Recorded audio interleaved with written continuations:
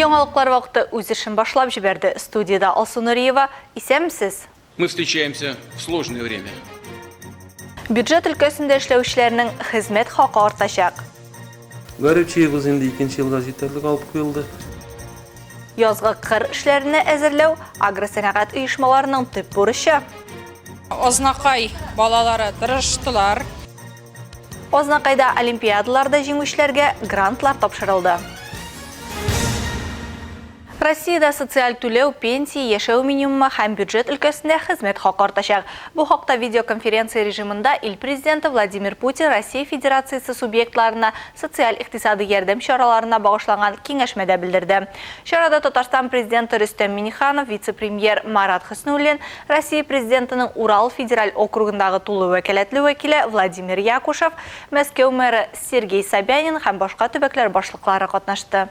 Мы встречаемся в сложное время. Россия президенты Владимир Путин очрашуның илебез өчен гади булмаган вакытта узуын билгеләп үтте.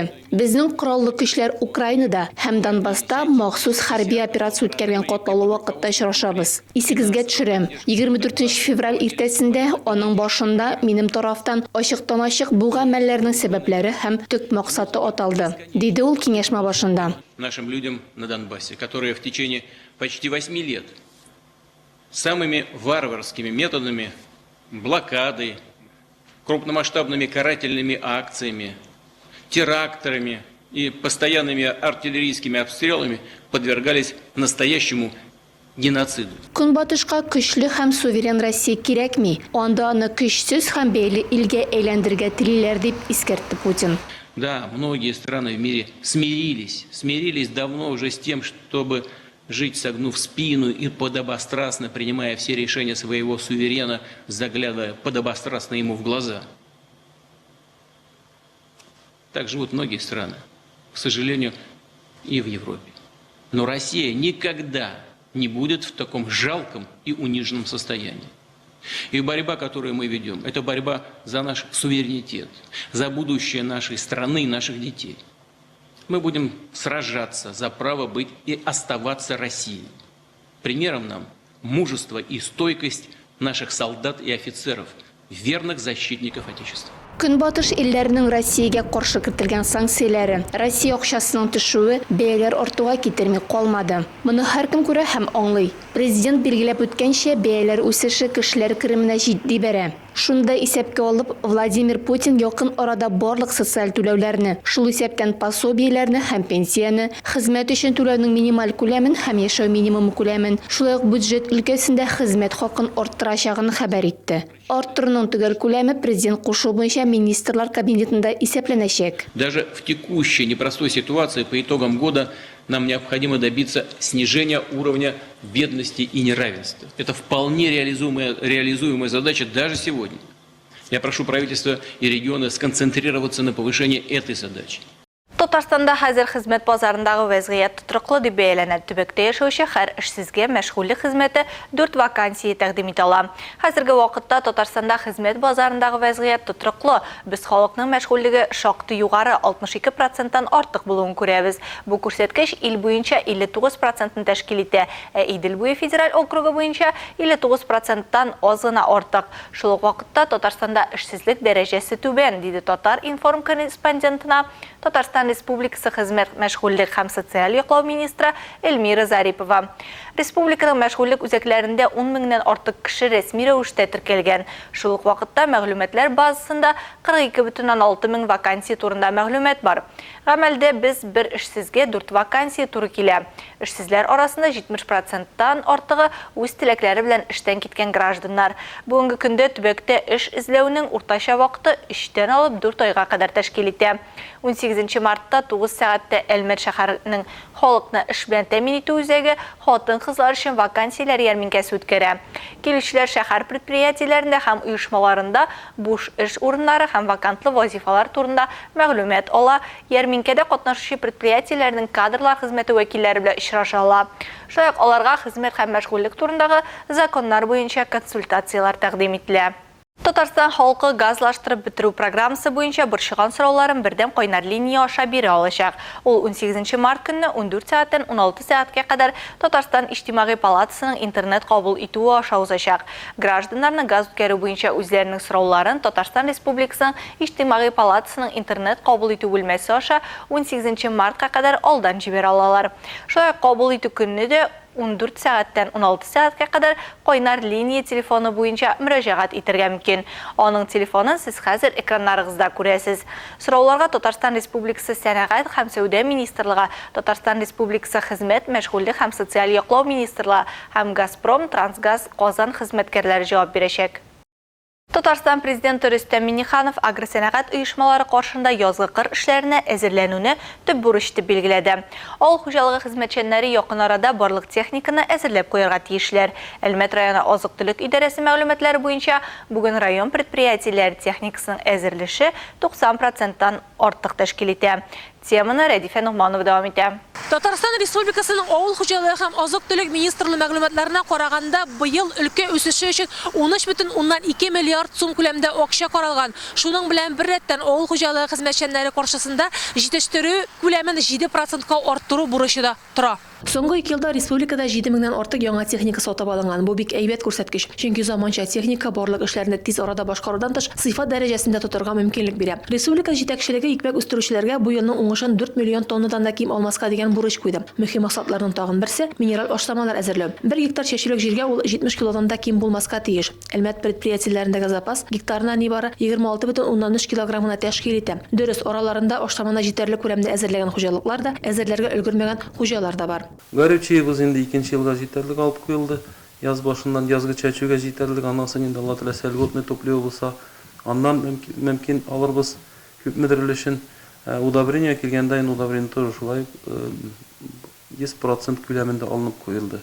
Узган һәм аннан алдагы еллардагы корылык исәпкә алып чәчүлек җирләрен иминиятләштерү мәсьәләсе дә актуаль булып тора. Узган елда 8% чәчүлек җирләр иминиятләштерелгән булган. Шул вазгыятьне күз алдында тотып, су сиптерә торган чәчүлек мәйданнарында арттыру мөһим. Бу юнәлештә алдагы елларда дәүләт программасы бәрабәренә су сиптергеч җайланмалы хуҗалыклар районда булды. Шуларның берсе Кичүчат хуҗалыгында булса, икенчесе Илгиз Хайдаров фермер хуҗалыгында. Соңгы елларда булдырылган Яшелчә үзәнлеге кластерында да су сиптерү гамәлдә. Яшелчә димәктән аларны саклау өчен урыннар булдыру республика халкын яшелчә белән тәэмин итүдә зур этәргеч булып тора. Бигрәк тә шәхси хуҗалыкларның потенциалы зур. Аларга нибары үз бакчаларында җитештерелгән продукцияләрен сату юлларын табу гына зарур. Бу өлкәдә Татарстан кулланучылар җәмгыяте ярдәм итә алыр иде. 90 елдан артык тарихы булган әлеге оешма күпчелек эшләү дәверендә шәхси хуҗалыкларда җитештерелгән яшелчә һәм җиләк-җимешне җыеп сату белән шөгыльләнә иде. Соңгы елларда шул ысул белән кооператив әзерләгән азык-төлек күләме хәйран кимесә дә бөтенләй бетмәгән. Узган елда алар авыл халкында җитештерелгән 1% күләмдә бәрәңге һәм 3% күләмдә яшелчә кабул итеп саткан. Ә менә ит һәм сөт продуктларына күрсәткечләр телгә алыр дәрәҗәдә түгел. Бу хакта алдагы чыгарылышларыбызда тулырак сөйләячәкбез. Рәдифә Нугманова, Марат Хәлиуллин, яңалыклар вакыты, Луч Әлмәт телекомпаниясе. Азнакай район башлыгы олимпиадаларда җиңүчеләргә грантлар тапшырды. Мондый тантана районда инде 12нче елын уздырыла. Тантаналы чарада республика олимпиада үзәге җитәкчесе Гөлнара Исламова да катнашты. 2021-2022 уку елында район буенча алганда олимпиадаларның мәктәп этабында 11675 укучы катнашкан. Аларның 1912-се муниципаль этапка үтеп, 427-се җиңүче һәм призер булган. 88 укучы республика һәм ил югарылыгында олимпиадаларда көч сынашкан. Быел Азнакай балалары тырыштылар, нәтиҗәләре югары.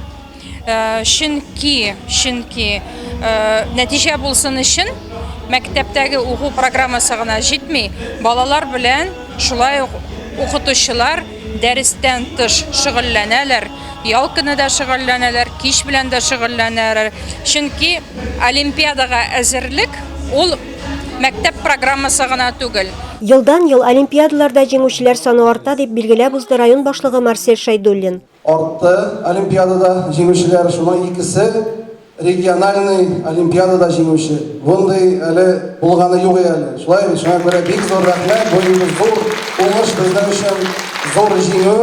Олимпиадаларда җиңгән һәм призлы урыннар яулаган укучыларга тантаналы рәвештә Азнакай муниципаль районы башлыгы гранты, укытучыларына һәм ата-аналарына рәхмәт хатлары тапшырылды. 7 ел рәттән мин татар теле буенча олимпиадада катнашам һәм призлы урыннар алам. Жетекчилерибизге бик зур рахмет. Биздин балаларны жылда менен ушулай зурлап, жип, тантаналы рәвештә шундай бәйрәм оештыралар биздин балаларга. Бик зур рахмет аларга. Фирдания һәм Әмиргали Мөҗиповлар гаиләсендә 10 бала тәрбияләнә. Анастасия 9-нчысы. Бүген ул район башлыгы грантына ия булды. Мин инде 3 ел рәттән муниципаль районда җиңүче һәм бу уку елында республикада призер булдым. Biz аның уңышларына сөйінәбез, һәм киләчәктә дә тагын да зуррак уңышларга ирешүен телибез, һәм Сарлы мәктәбенең бөтен укытучыларына да зур рәхмәт әйтәбез. Тантаналы чарада катнашучыларга татар эстрада йолдызы Айдар Ракипов үзенең җырларын бүләк итте.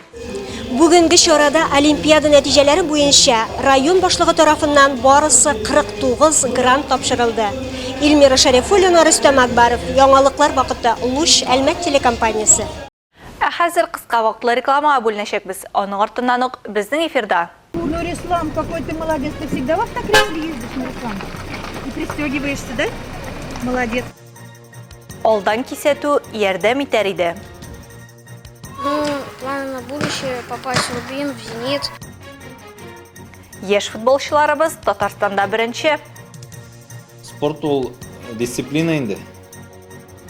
Сәламәт булыйм дисәң, спорт белән шөгыльлән. Реклама тиз ачак, безнең белән калыгыз. Эфирда яңалыклар вакыты дәвам итәбез. Татарстан юлларында агымдагы елның 2 айы эчендә аварияләр статистикасыннан күренгәнчә һәлак булучылар саны 17 кешегә арткан. 410 юл транспорт һәлакәте аркасында 44 кеше һәлак булган, 519-ы имгәнгән. Узган елның шул ук чоры белән чагыштырганда аварияләр саны 52-гә, яралылар 68 кешегә кимегән.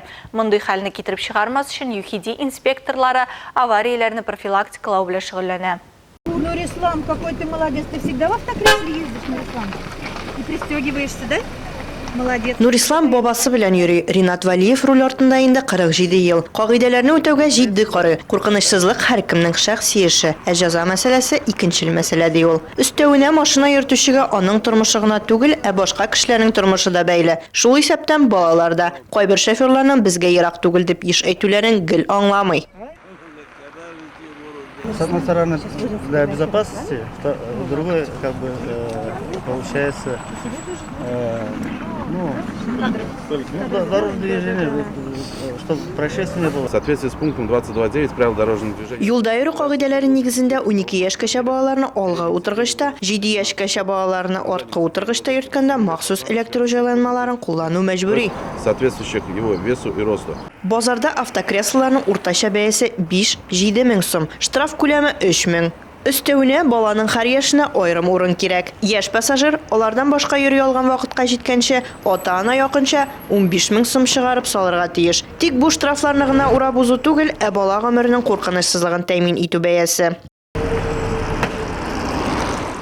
Римма Мингалиева бу мәсьәләгә гамәли якын килгән, трансформер кресло алган. Римма 9 ел руль артында һәм 2 баласының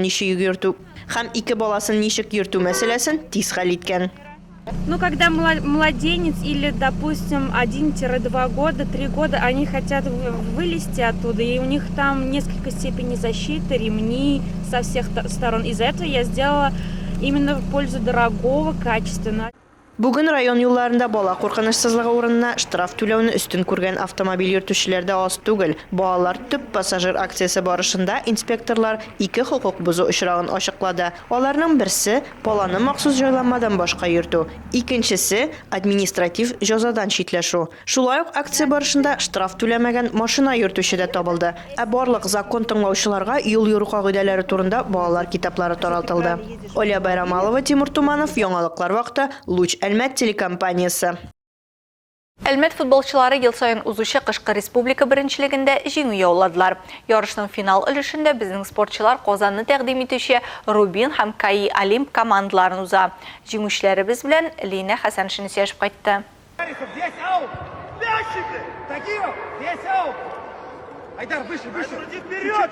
Ирек Низамов 2011 елы футболчыларның тренеры. Республика беренчелегендә җиңүгә бер атна алдан Сызрань шәһәрендә узган илкүләм ярышлардан кайту ярдәм итте дип саный. Әлмәт футболчылары 2 уенда җиңеп 6 очко җыя һәм беренче урынны ала. Мы играли зимнее первенство сначала среди... Ахыргы ярышлар безнең команданың әзерлеген күрсәтте һәм без җиңүче булдык. Оттуда с командой «Нефтехимик» 2 команды вышли в финальную часть. И в связи с этим вот итоговые соревнования показали, что наша команда достойно выступила, заняла 1 место, Рубин Казань заняли 2 место, и КАИ Олимп города Казани заняли 3 место, Нефтехимик занял 4 место. Командада һәркем кирәк һәм мөһим, ләкин күпчелек вакытта исәп һөҗүмче һәм капкачыдан тора. Капкачы көндәштән үз капкасына кертертмәсә, һөҗүмче кеше капкасына кертә. 11 яшьлек Шамил Халиуллин 5 ел инде капкада тора. Бу шөгыль аңа ошый, киләчәктә танылган командада уйнарга һәм кубоклар алырга исәпли. 5 лет занимаюсь футболом. 5 ел футбол уйныйм, миңа ошый. Татарстанда 1-нче булдык, Уфада 2-нче урын алып, Анапада ярышкан бар. Аның сыман ук Азамат Гатин өчен дә футбол яраткан спорт төре. Футболом я занимаюсь 5 лет, 6 лет. Мне понравился футбол, потому что... 6 яшьтән шөгыльләнәм. Минем өчен футбол иң яхшы спорт төре. Бу ярышлар безнең өчен авыр иде дияр идем. Киләчәктә Рубин, Зенит составында уйныйсым килә. Планы на будущее попасть в Рубин, в Зенит. Айдар Зинатуллин бала чактан футбол белән мавыга тупны йөртүче иде спортчы. Отлично сыграли с Ростовом. Ну и все, в принципе. Ростов белән яхшы уйнаган идек. Саранскта яхшы турнир булды. Анда да үзебезне күрсәттек. Планнар Рубин ише яхшы командага керү, яхшы уенчы булу. Такие хорошие команды. Хочу стать нормальным игроком. Соңгы ярышлар команда өчен кышкы беренчелектән җәйгесенә әзерлек булып тора. Ул май аенда башлана һәм октябрьгә кадәр дәвам итәчәк. Лина Хәсән, Шендамир Курбанов, Яңалыклар вакыты, Луч Әлмәт телекомпаниясе. Узган ел нәтиҗәләре буенча шәһәр һәм районда гына да 400-дән артык спорт чарасы уздырылган. Әлмәт чын мәгънәсендә Татарстанның нефтчеләр башкаласы итеп кенә түгел, республикабызның көньяк-көнчыгышы спорт башкаласы итеп тә үзен танытты. Бу лаеклы исемне алуда калабызда башкарылган эштән тыш Әлмәт районы авылларында булдырылган спорт үсеше дә мактауга лаек. Татарстан Республикасының авыл хуҗалыгы һәм азык-төлек министрлыгы мәгълүматларына караганда, быел өлкә үсеше өчен 13,2 миллиард сум күләмендә акча каралган. Шуның белән бер рәттән авыл хуҗалыгы хезмәтчәннәре каршысында җитештерү күләмен 7%-ка арттыру бурычы да тора. Соңгы 2 елда республикада 7000-дән артык яңа техника сатып алынган. Бу бик әйбәт күрсәткеч, чөнки заманча техника барлык эшләрне тиз арада башкарудан тыш сыйфат дәрәҗәсендә тотарга мөмкинлек бирә. Республика җитәкчелеге икмәк үстерүчеләргә бу елның уңышын 4 миллион тоннадан да ким алмаска дигән бурыч куйды. Мөһим максатларның тагын берсе минераль ашламалар әзерләү. 1 гектар чәчүлек җиргә ул 70 килодан да ким булмаска тиеш. Әлмәт предприятиеләрендәге запас гектарына нибары 26,3 килограммына тәшкил итә. Дөрес, араларында ашламаны җитәрлек күләмдә әзерләгән хуҗалыклар да, әзерләргә өлгермәгән хуҗалар да бар. Гарипчиебыз инде 2-нче елга җитәрлек алып куелды. Яз башыннан язгы чәчүгә җитәрлек, аннан соң инде Алла теләсә льготный топливо булса, аннан мөмкин алырбыз күпмедер өлешен. Удобрение килгәндә инде удобрение тоже шулай 100% күләмендә алынып куелды. Узган һәм аннан алдагы еллардагы корылыкны исәпкә алып чәчүлек җирләрен иминиятләштерү мәсьәләсе дә актуаль булып тора. Узган елны 8% чәчүлек җирләр иминиятләштерелгән булган. Шул вазгыятьне күз алдында тотып, су сиптерә торган чәчүлек мәйданнарында арттыру мөһим. Бу юнәлештә алдагы елларда дәүләт программасы бәрабәренә су сиптергеч җайланмалы хуҗалыклар районда булды. Шуларның берсе Кичүчат хуҗалыгында булса, икенчесе Илгиз Хайдаров фермер хуҗалыгында. Соңгы елларда булдырылган Яшелчә үзәнлеге кластерында да су сиптерү гамәлдә. Яшелчә димәктән аларны саклау өчен урыннар булдыру республика халкын яшелчә белән тәэмин итүдә зур этәргеч булып тора. Бигрәк тә шәхси хуҗалыкларның потенциалы зур. Аларга нибары үз бакчаларында җитештерелгән продукцияләрен сату юлларын табу гына зарур. Бу өлкәдә Татарстан кулланучылар җәмгыяте ярдәм итә алыр иде. 90 елдан артык тарихы булган әлеге оешма күпчелек эшләү дәверендә шәхси хуҗалыкларда җитештерелгән яшелчә һәм җиләк-җимешне җыеп сату белән шөгыльләнә иде. Соңгы елларда шул ысул белән кооператив әзерләгән азык-төлек күләме хәйран кимесә дә бөтенләй бетмәгән. Узган елда алар авыл халкында җитештерелгән 1% күләмдә бәрәңге һәм 3% күләмдә яшелчә кабул итеп саткан. Ә менә ит һәм сөт продуктларына күрсәткечләр телгә алыр дәрәҗәдә түгел. Бу хакта алдагы чыгарылышларыбызда тулырак сөйләячәкбез. Рәдифә Нигъманова, Марат Халиуллин, Яңалыклар вакыты, Луч Әлмәт телекомпаниясе. Бу сезгә ишеткерәсе соңгы мәгълүматыбыз иде. Мин Алсу Нуриева һәм монтаж операторы Олия Бәйрамалова сезнең белән саубуллашабыз. Киләсе очрашларга кадәр.